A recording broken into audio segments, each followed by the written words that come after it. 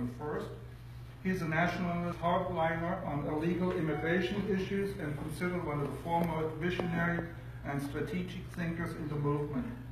Previously, he founded the California-based anti-illegal immigration group, Save Our State, in 2004. He also authored the Legal Immigration Relief Act, IIRA, in 2005, which served as the model blueprint for dozens of other cities, most notably Hazleton, PA, and Farmers Branch, Texas. The IIRA is believed to have represented the first ever attempt to use the local initiative process to combat illegal immigration in the United States. Please, and before I have him come up, I want to remind you, please save your questions till after Joseph has spoken, and make it in the form of a question. Don't give me a Sean Hannity 20-minute monologue. Because that takes time away from somebody else being able to ask our questions. So thank you. Joseph, please welcome Joseph Torrance.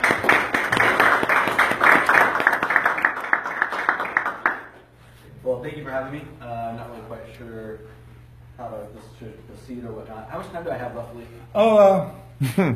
Well, we took about 10 minutes of your time, so 5 minutes to 4, and then we'll have a 10-15 minutes Q&A. Does that mean how much time do I? Yeah, you have about half. Just give me like half an hour. Get a cane out and pull them all off. Yeah, just yell out 10 minutes. No, normally it's 30 minutes. Okay, yeah. Just give me a heads up what we're going to do.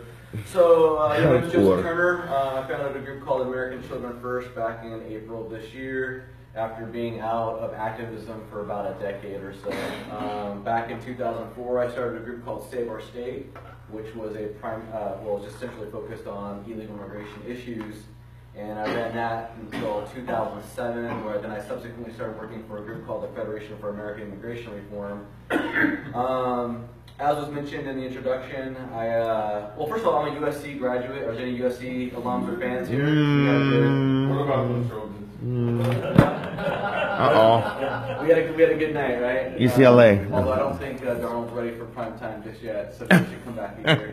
Anyway,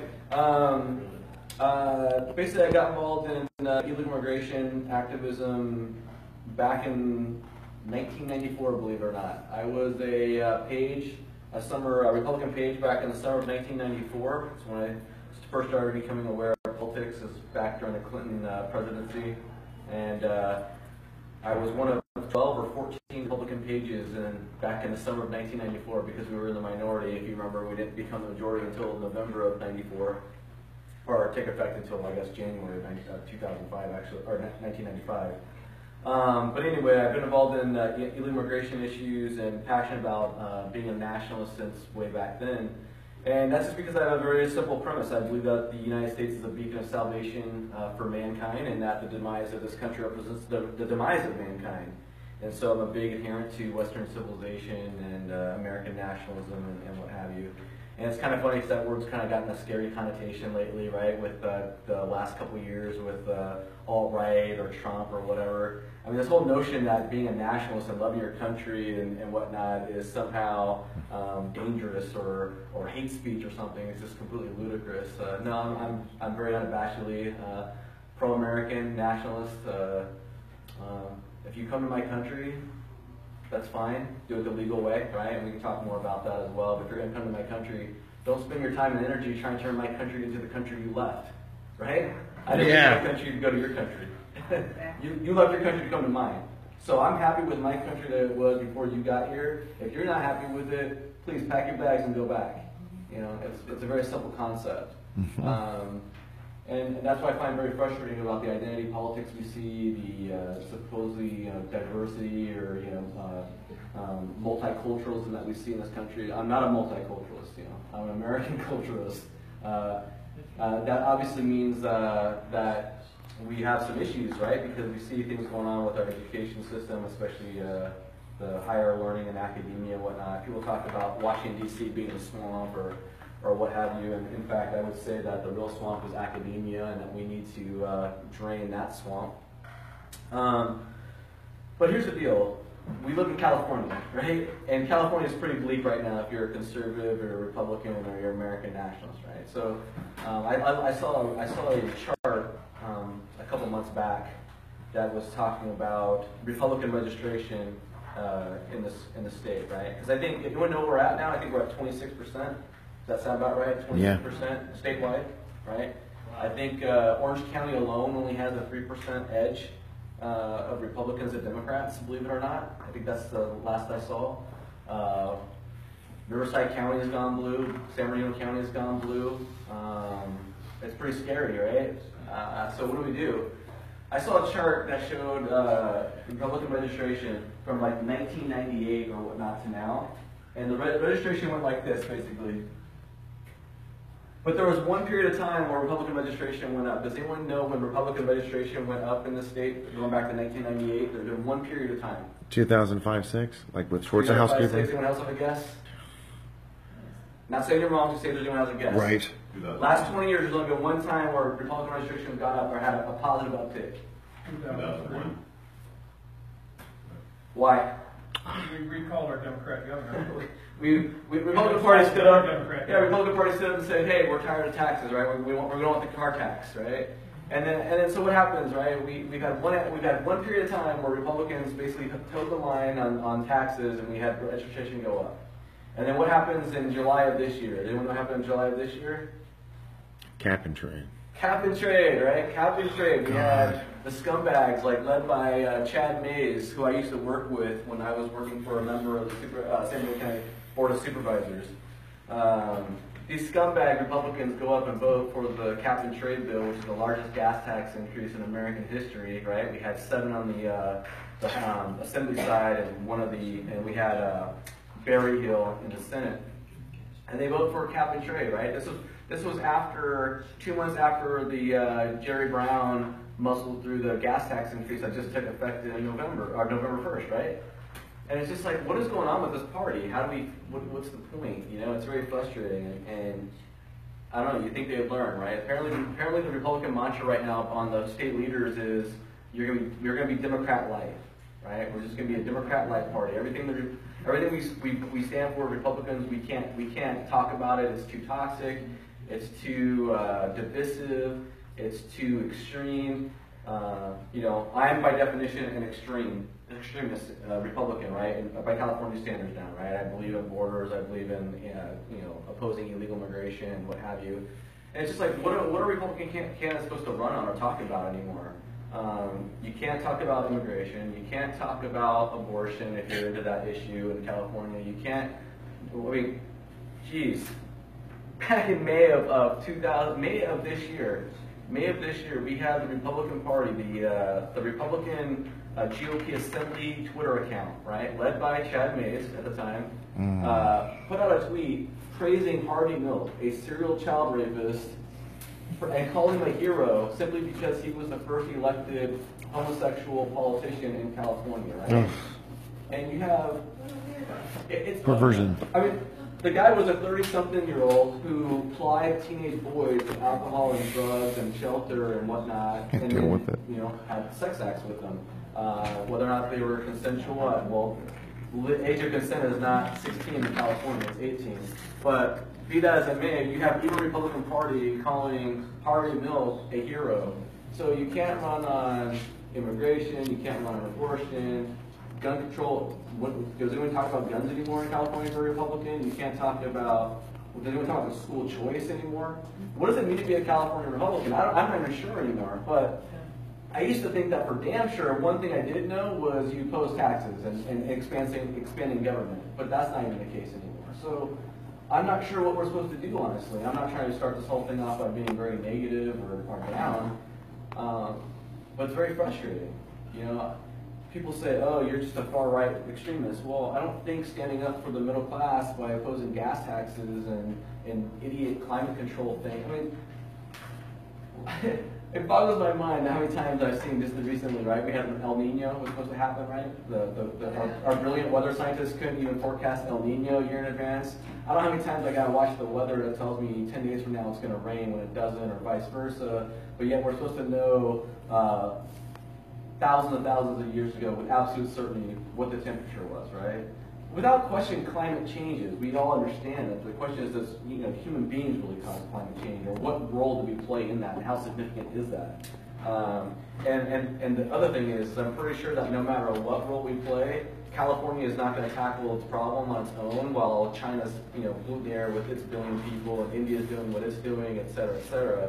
But we're just going to drive all the jobs out of the state in the process, and I guess that's how we're going to fix it. It makes no sense. Anyway, sorry to ramble off there on that, but so it's come to the point where we can't get Republicans to act Republican, we can't get Republicans to vote Republican, we can't get Republicans elected statewide. So what do? Right? What mechanism do we have for real change, And that's sort of kind of like what I've always been about, is a bottom-up approach. So I don't think it's realistic right now to think that someone's going to come along for the Republican Party, run for governor, and make it in the top 2. I'm not here to hate on Travis Allen. I'm not here to hate on John Cox. I just don't think it's going to happen. I mean, Travis Allen, last time I checked, raised like $50,000 or something. We have $50,000 cash on hand. No offense to him, he's not going to get in the top 2 with that, right? So what do we got to do? Well, my viewpoint is we always got to attack the problem at the local issue, because we can't tackle the problem from the top down with the resources and the demographics that we have and what have you. So that's why back in 2004, 2005, I did the Illegal Immigration Relief Act, which is an initiative I authored in the city of San Bernardino. Now, the city of San Bernardino is a charter law city. Won't get into that, but they have their own rules when it comes to initiatives, unlike general law cities. A charter law city has the option of having its own rules on a variety of things. I won't bore you with the details on that. But what that means is, back then, we had a city of 200,000 people where the initiative requirement was based on the number of people who voted for mayor in the last election. Well, through some quirks and whatnot, I figured out that San Bernardino was a good target, because you had a city of 200,000 people and you only needed 2,000 signatures to put an initiative on the ballot. So the idea was you do an initiative at the ballot, local level, create a template. We talked about, I think Scott was talking about free enterprise, right? We talked about how we support free enterprise. I believe that we need to take our activism as into like a free enterprise approach, right? So you have like Subways, you have McDonald's, you have franchises. Well, we need to start franchising ideas. We need to start franchising and creating templates and models for other people to copy across the country. That was my thought process back in 2005. Remember, this is before YouTube was anything, before Twitter existed, before Facebook, I think, even existed, or was still only in college form.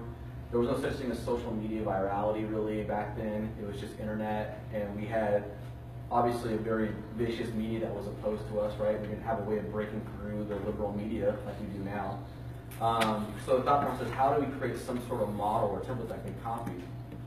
So I wrote this initiative that would have made it illegal to rent to, it made it illegal for landlords to rent to illegal aliens, made it allow a city to take away the business license of those businesses who didn't use like E-Verify, would crack down on day labor centers and what have you. It was considered the most draconian anti-illegal immigration initiative since Prop 187 back in 1994.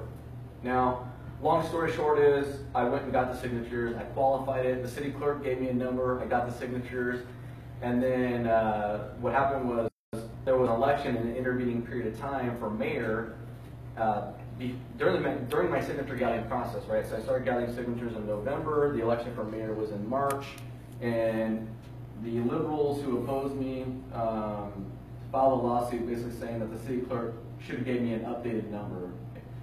Long story short, it's a total scam. I didn't have the legal resources or legal backing of any group, but I was the first ever initiative in the history of this country, as far as I know, that ever had the signature requirement change in the middle of the signature gathering process. So even though I had qualified it, received a certificate of sufficiency from the city clerk, the court basically said, no, you should have got a new signature requirement. It was BS, but that's it. People are pretty naive sometimes how the courts and the justice system works. It's a lot of fraudulent activity there. It didn't help that the mayor of San Bernardino was a former Superior Court judge who knew everybody in the Superior Court, who probably helped us sink my initiative. But that's what happened. And so long story short, it died there in San Bernardino, but it lived on because Escondido went through and copied it. And then Hazleton, Pennsylvania, under the leadership of Lou Barletta, who's now a member of Congress. He got elected to Congress based on my initiative. Lucky him. And then Farmers Branch, Texas copied it. So Escondido basically copied an aspect of the initiative about renting to illegal aliens. One of the Calderon brothers, one of those scumbag Democrats, I forget which one. They're all corrupt, basically. Which one do you choose? Back in 2007, they passed AB 976 or something like that, which basically made it illegal for landlords to check for citizenship, and illegal for cities to require landlords to require. Damn. So it was a direct response to that initiative. State and preemption. Fixed it. And then Farmers Branch, Texas, and Hazleton was led by Chris Kovach and Early, the Immigration Reform Legal Institute, or whatever it's called, affair. That ended up going to the Supreme Court twice, but the Supreme Court refused to hear it each time, unfortunately. So that was disappointing. But the reason why I bring that all up is I believe that in California we have very limited options as far as effecting change or creating a platform for change, right? And so I've always looked at activism in the state as creating a model or examples of trying to almost get beyond the wall of California, right? Because we know California is in such dire straits. We know we have the 9th district, which is not going to be any help to us at all, right?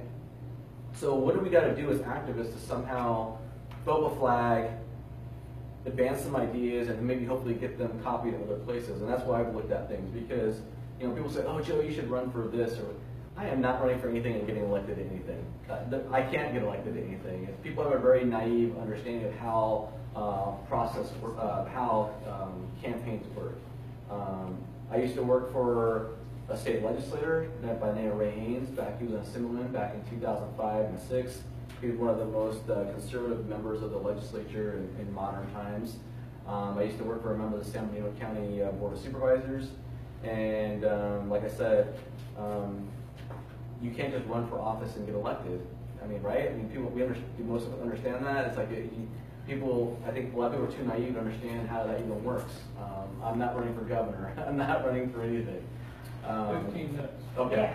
And so most people need to understand that you can't just say you're going to run for something and be elected. There's the whole machinery of getting elected, right? The whole process. And I won't beat you all down on that, but I think a lot of us are very naive, and we need to wake up to that fact. So that's why I work on the local issues. And that's why I find that to be very, very powerful. So fast forward to current times. I filed an initiative in Cudahy and filed an initiative in Huntington Park.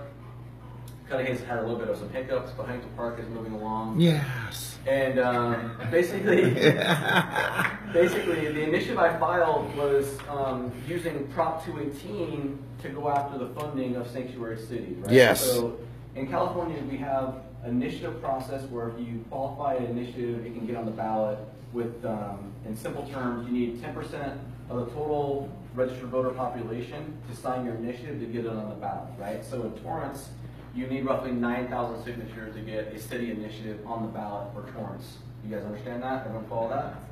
It's a significant amount. It's not easy by any stretch of the imagination. No. Prop 218 is special though. Prop 218 allows you to put a measure on the ballot that repeals a tax or a fee. There's some limitations on it, where you only need to get 5% of the votes cast in the last election for governor. So what does that? Anyone have an idea what that means for Torrance? If you want to do, say, a utility tax repeal for Torrance, It's going to really bring the numbers down. you only need about 1,600 signatures to put a tax repeal on the ballot in Torrance. Now, 1,600 is much more palatable and manageable than 9,000, right? Well, anyone know what it might take for Huntington Park or Cudahy? I know. So, I might be off, but it's like what is it, like 170? it's like 176 signatures for Huntington Park and about 70-some signatures for Cudahy. Yes. 62 for Cudahy. So I did some research and was investigating in the next days and said, oh, okay, so basically, if I go to a sanctuary city where we know the number of voters is not very high because we have a lot of illegal aliens or just people who are not engaged in the political system, even if they are legal. And we know that they don't vote very often, right? And we know that 2014, when Governor Jerry Brown ran, was very much unopposed for the most part, and I used to consider Kashkari a legitimate candidate, which I didn't. So you go to these little cities and you say, oh, you only need to get 100-some signatures to qualify a measure for the ballot, right? Yep. So that's what I'm working on right now, to go after the city of Huntington Park. The Huntington Park has a 7 to 9.75% utility tax on cable, gas, telephone, electricity, what have you, and they generate. What was that? What? Second. Okay, so they have a tax on utilities and cable, and what is it, the percentage? It depends on the actual utility itself, but it varies from 7 to 9.75%. So it means every business, every resident pays that percentage tax on their cable bill, on their gas bill, electric bill. Every city slightly varies. It just depends. You know, I can get you more information on that. Not every city has a utility tax, but about half the state is covered by a utility tax of some form or fashion. Torrance has one, and so does Redondo Beach. Yeah, Torrance has one. Torrance gets around 20%, I think, of its general fund. Last I checked, from the utility user tax, which is a significant chunk of money. I think we pay 6%. I think, I forget. The city of Huntington Park gets around 23% of its general fund revenue from the utility user tax, right? So Cudahy gets around, I think, 16 or something %. So the idea was you put these measures on the ballot, right, with little effort, right, a few signatures and whatnot. What does that mean? That means the city, the people who, the established leaders, the political folks, right, all the liberals who are running the city, whatever, they're going to have to spend a lot of money to beat back on that deal, right? Because have you ever had? I've only been in Torrance for a few years. Has there ever been an effort to repeal the utility user tax or even get rid of it at all here? I sponsored one time. I also was successful in a campaign to repeal, well, not repeal, but I put the landscape and lighting tax on the ballot. So I will bet you $1 million, I might be wrong, but I'll bet you $1 million that when you did that, the city sent out like mailers, and they spent tens of thousands of dollars to educate the voters about how important this was. It wasn't politicking, it wasn't campaigning, it was voter education and information, right? About how they need to keep this tax, or if you vote against this tax to get rid of it, we're going to lose cops, or we're going to lose libraries, and all this other nonsense, right? When I went after the landscape and lighting district tax, I qualified it before 9/11. It wasn't voted on until after 9/11, but all the flyers after 9/11 was, your neighborhoods are going to be dark. Right. You do this thing. Yeah. The world's going to come to an end if you don't vote for this tax, right? Al Qaeda will take over. Yeah. So, you know, what happens is these cities like Huntington Park and Cudahy, they're going to have to spend tens of thousands of dollars, because can you imagine if they lose 20% of the general fund revenue, what that's going to do? It's going to be very bad for them. It'll be good for the residents who get more money in their pocket, but it'll take a lot of the amount of money that they have for the waste they spend, whether it's on their government pensions and whatever. I won't get into the whole union pension rant right now. That's for another time, I guess. Talk about Via Park, maybe. Maybe talk about Via Park when you have a chance, really quick. 10 minutes. Yeah. So local initiatives, I believe, are the way that we as activists in California can use that as a platform or a vehicle to jump outside the state and have other states either copy us in some form or fashion, or elevate an issue into the public consciousness, right? Like, I'll give you an example. We're in Torrance. I've been wanting to kick around. Now, I'm just a guy with ideas. I don't have Bannon money or Soros money or anybody helping me or whatever like that, so I can't do everything with all my ideas, but I'll give you another example of an idea.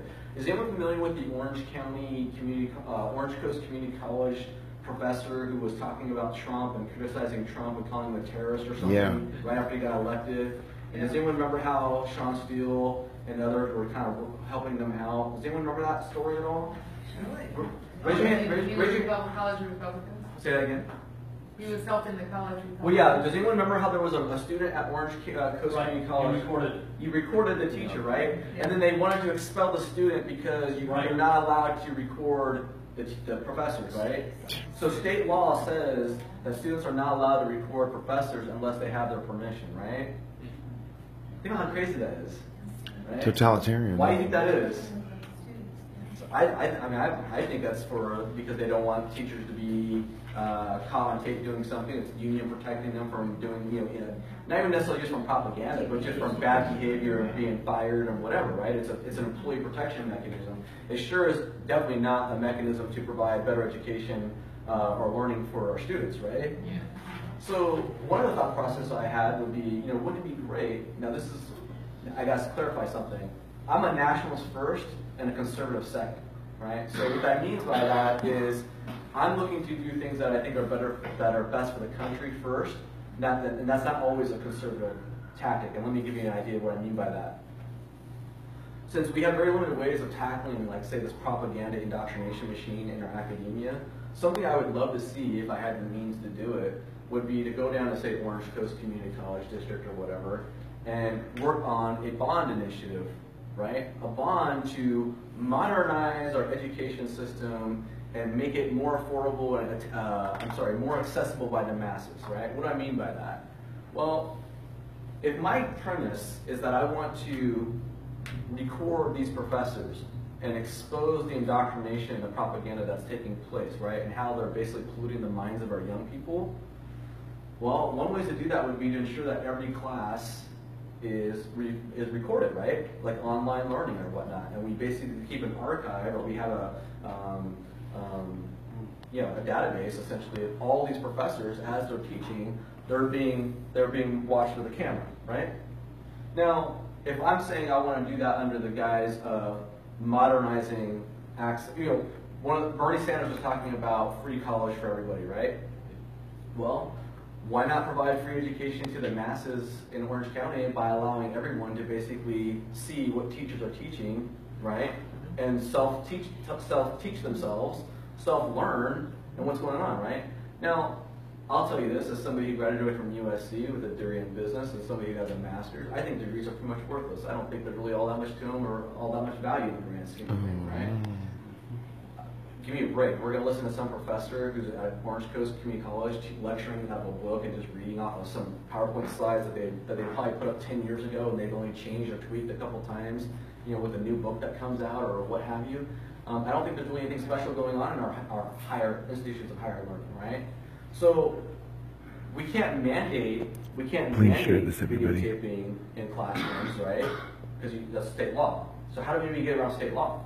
Well, maybe we go at the local level, we talk about modernizing our school, we talk about modernizing our institutions of higher learning, providing this access by recording all these classes. So maybe we support a bond initiative that costs, I don't know, $10 million or something. I don't know what the actual amount would be.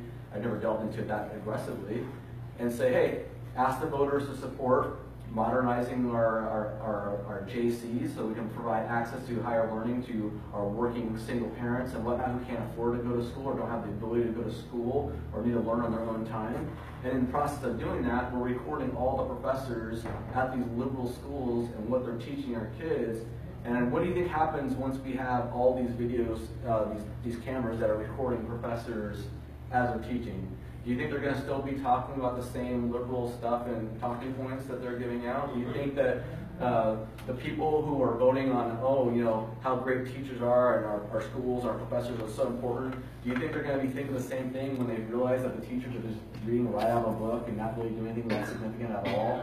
Or when they look at what's going on in the classroom, what sort of dialogue is going on and what sort of interaction there is? Is there really higher learning going on there? Or is it basically just a K-12 babysitting manufacturing facility that we've just basically promoted to the JC level because we just keep on promoting kids who never should have gotten in the first place? So, is that a conservative idea for me to support a bond initiative that's going to create, recording of professors in classrooms? Well, theoretically, no, right? Because I'm supporting an increase in fees or taxes or however you want to define it, right? I got to be open and honest. But at the end of the day, I'm looking at it from a national perspective, and I think that the benefit is going to far outweigh the cost of that, right?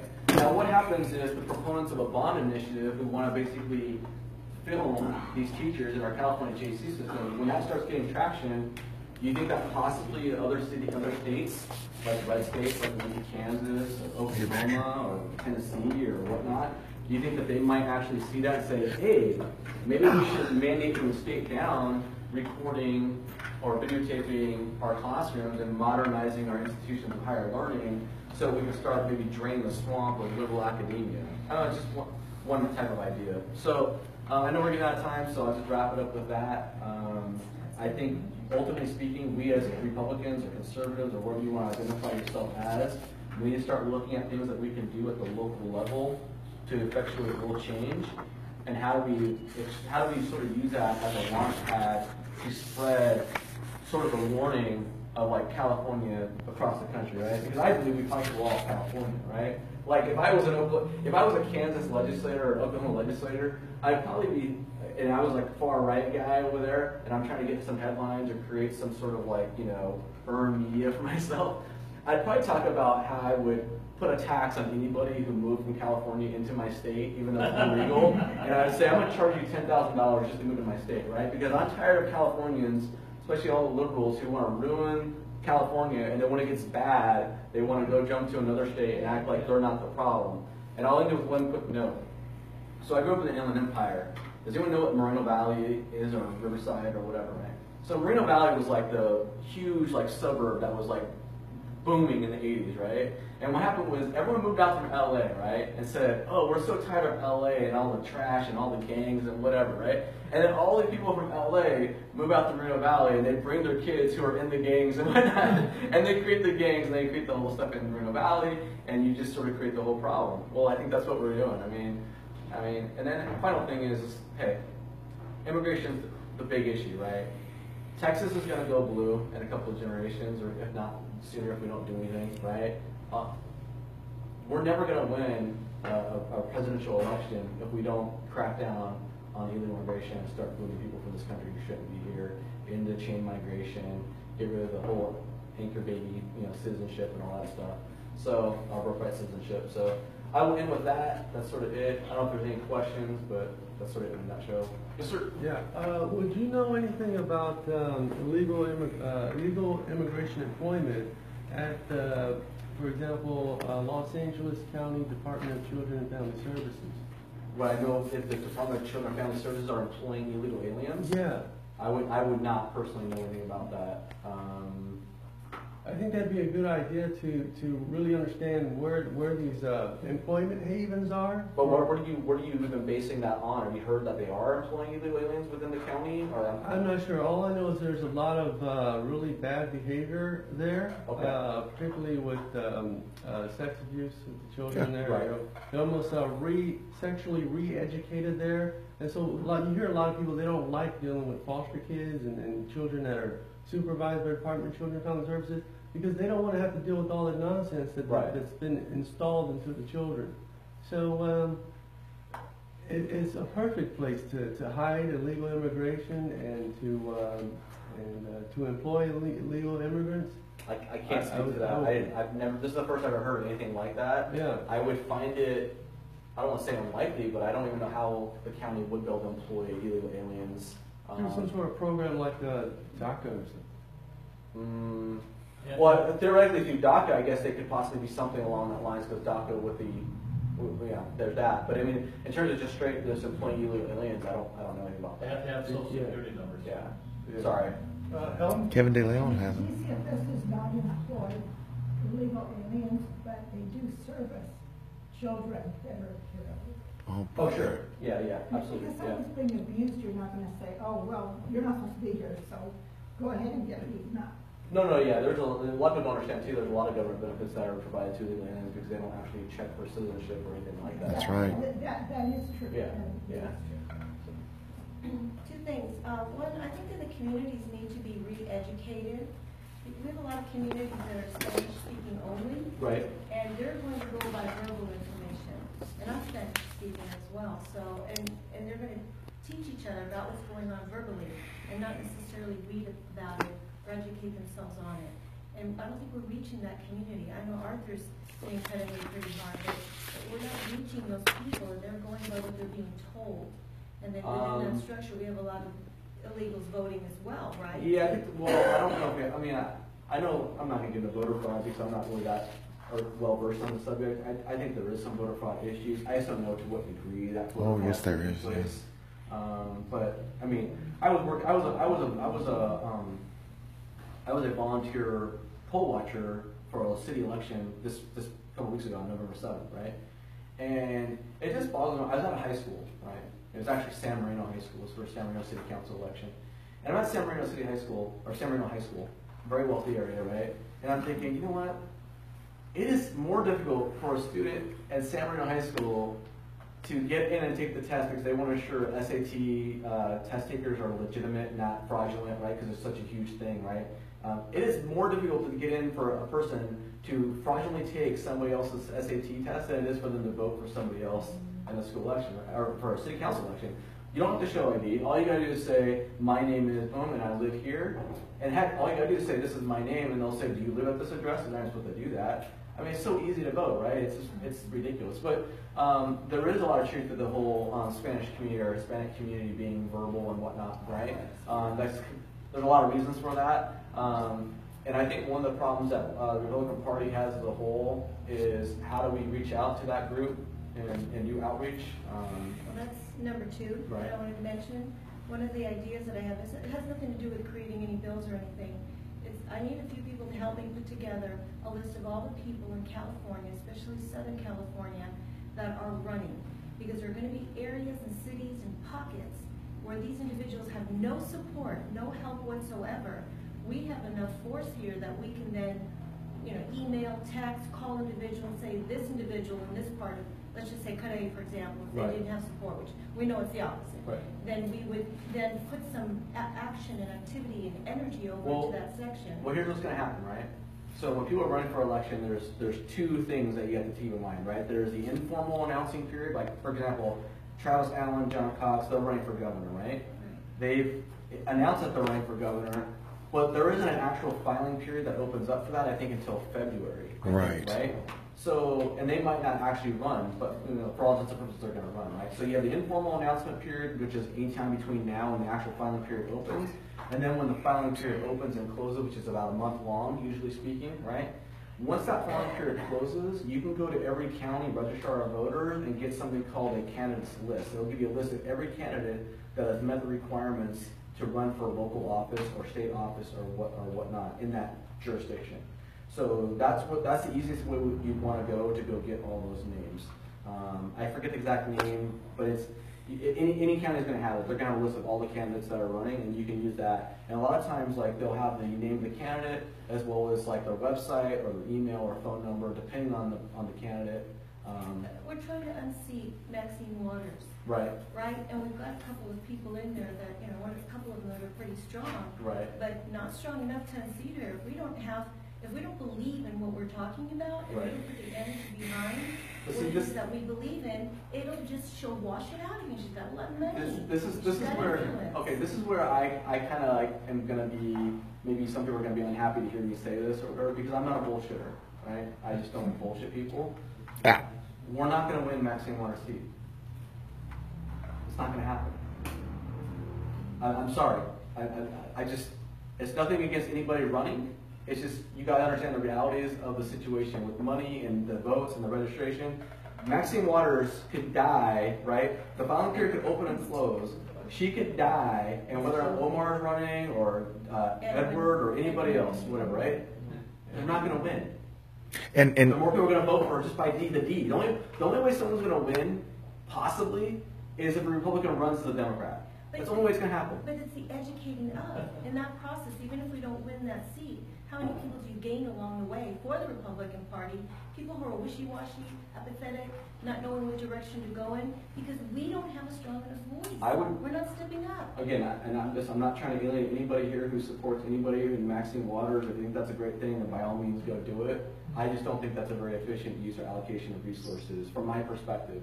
And that's why I personally do not invest any time, me personally, I don't invest any time in campaigns for individuals who have no chance.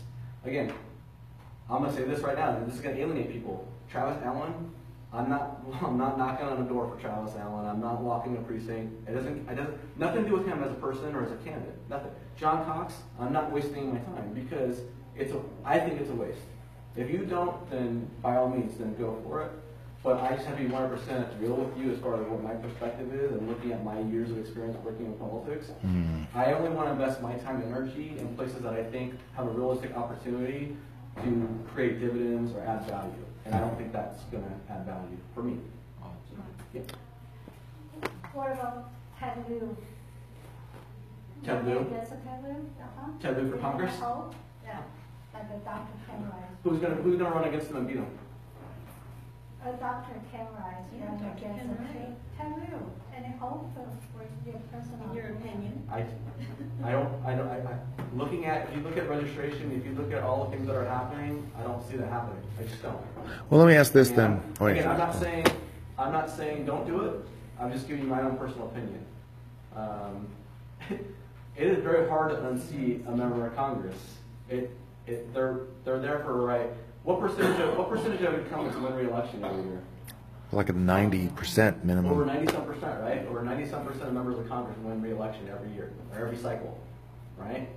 Do we really think that somewhere in California, a Republican's going to upset a Democrat in this election cycle?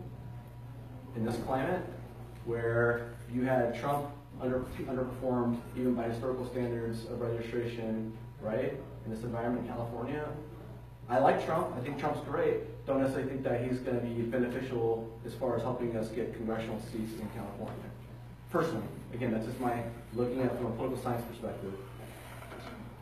Joseph, I have a question on your initiative, your municipal initiative system to eliminate the utility taxes because of sanctuary city. How does it work? Okay, well, first of all, utility user tax in and of itself has nothing to do with sanctuary cities, right? Right. You can use Prop 218, the 5% formula, to go after any city and do the utility user tax. If you're just strictly on conservative principles and values of being a Republican, you can try to get the utility user tax in any city repealed. However, I went after it in these other cities, sanctuary cities like Huntington Park and Cudahy, because the city requirement is so low in order to qualify for the ballot, and if it's successful, it would have such a huge impact on their operating budget. It would be, it would be catastrophic in some ways. So do you see that as actually passing in any way? Possibly, yes. Okay, so for example, Cudahy is an example. Cudahy back in March of this year, they have an election cycle in March. They're in a March odd year cycle. Okay. They had a parcel tax on the ballot where you needed 2/3 of the vote in order to qualify the parcel tax to take effect, right? Cudahy actually had 2/3 of the people, I believe, vote against the parcel tax. 75%. I don't know if it's that high, but it was high. Yes, it was. 75, okay. huge. So 75% of people voted against the parcel tax. So if 75% of people are going to vote against the parcel tax, meaning they don't want to increase taxes on their land that they own, I think there's a pretty good chance that they will vote to increase or lower the taxes on the utilities that they pay and get more money in their pocket. I mean, people in Cudahy are not wealthy, right? People in Cudahy are struggling, right? I mean, whether or not they're illegal or legal or not in Cudahy or Huntington Park, these people were having average household incomes of $25,000, $35,000, right? So every little bit helps. If you can save 10% on your utilities, especially the businesses too. 4 minutes. So. Yep. So this is a question. I mean, we've heard like the real deal of how bleak political chances are. What is it going to take so that we see Republicans competitive again, to see seats flip again? What would have to take place? For California, yes. It's going to take Trump, Sessions, start deporting people, right? So, I mean, seriously. By the millions. I mean, it's not even necessarily by the millions, right? So, okay, who here believes that we actually need a wall on the border? Raise your hand if you think we need a wall. Raise your hand if you think we don't really need a wall. Does anyone think we don't need a wall? I can make the argument that we don't need a wall. Okay. I would like a wall. So I think long-term a wall is very important because when Trump's gone, you never know who's going to be there and what's going to happen, right? Right. Okay. Very simple. Very simple. How do we solve the immigration crisis? Do we need to actually get people, millions of people in buses and deport them at the border or anything like that? We don't need to put them in cars or train cars or whatever, some other crazy Nazi-like talking point propaganda that the left uses, right? Everyone knows that when we have an economic recession in California, we have stagnation in illegal immigration or self-deportation out of the country because there are a lack of jobs, right? So all you got to do if you're president of the United States is to create a localized depression or recession in the illegal immigration community, right? What's the simplest way to do that? E-Verify? No. Not even E-Verify? Huh? welfare. Nope. Welfare? Nope. Not E-Verify? I think you can do something much quicker. Wouldn't even take an act of Congress. Okay. Go after an employer, right? Go after Tyson Chicken or whatever. Okay. Throw the CEO in jail, right? Literally. Prosecute him criminally for violating immigration laws. And what do you think happens when employers see some high-profile arrests of other employers of illegal aliens? What do you think happens to the illegal aliens that are being employed by those employers? They all get laid off. Bye-bye. Sorry. Don't have it work for you. And basically you'll see a self-deportation migration. So, When the cost is far greater to hire these people. Huh? We tried to do that with housekeepers 10, 15 2 years minutes. ago. It No, didn't- I don't recall that. I've never seen, name one employer that's ever been arrested and put in jail for hiring illegal aliens. Well, they're starting to do it now. Name one. They're starting Name to one do since it. Trump got elected. Has anyone? I can't name of the company, but they've already filed a prosecute. They're already doing it. Just There as hasn't been one employer that I know of yet. in my lifetime, and there might be, but I haven't heard of one employer in my lifetime who's been thrown in jail for hiring an illegal alien. If you know one, please let me know and correct the record. I would love to know. If you could tell me one employer that's been arrested and thrown in jail for hiring an illegal alien, right? For selling on America, right? For screwing American workers and hiring an illegal alien, let me know. Yeah. I tell you, if I was president and the first thing I did was my job was to go after employers, it would be shockwaves through the immigration community, and they would have to self-deport because they wouldn't have jobs, right? So anyway, I think Sounds we're good. out of time. 30 seconds. All right. Thank you so much. I have a business card. If anyone wants a business card, T let me minus. know and I'll whatever. I'll put it on the table right here. Awesome. Thank you. Great.